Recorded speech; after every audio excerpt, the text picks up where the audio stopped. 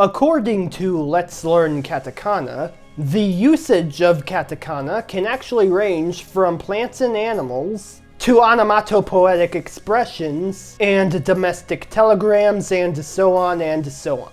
Though perhaps the most apparent usages would be katakana being used to help certain words stand out in advertisements. This seems to be the case because katakana is a lot more simpler to write than kanji, and because it's less familiar than both hiragana and kanji, that it would stand out a lot more in advertisements due to using words that aren't familiar in the Nihongo language. The range of katakana can range from shop names, brand names, designers' names, shops, recipes, commercials, and are even used for scientific and technical terms. When it comes to foreign languages being adopted into Nihongo, they will generally be assigned to one of two categories: loan words and foreign words. They are more or less the same when it comes to function in general, with the distinction that loan words have either existed in the Nihongo language long enough and or have been utilized in the Nihongo language long enough to be assimilated into said Nihongo language. The history of katakana was that while hiragana was being utilized as the base of the Japanese writing system, katakana was being utilized to adopt the Chinese language. That's because when Nihongo was developing in its early stages, kanji and hiragana existed, but there didn't yet exist a means of pronouncing the more complicated Chinese characters. That's where katakana was introduced to help out with foreign words.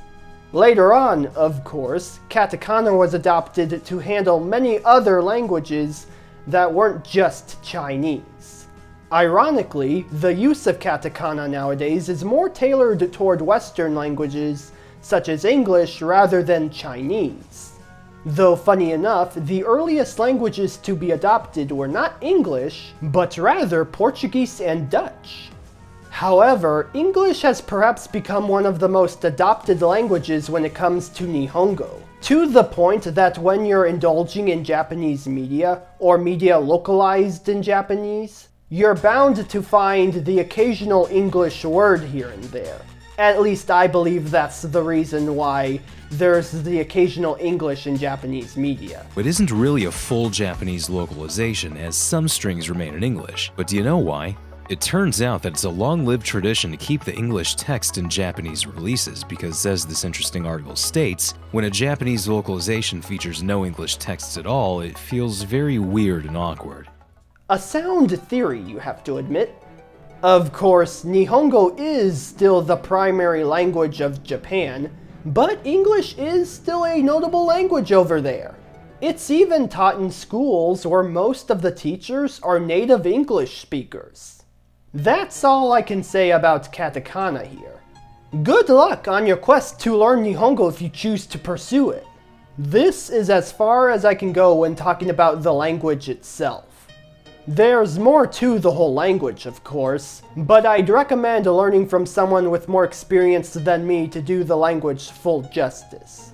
With all of that said, again, good luck, and I'll see you next time with something else.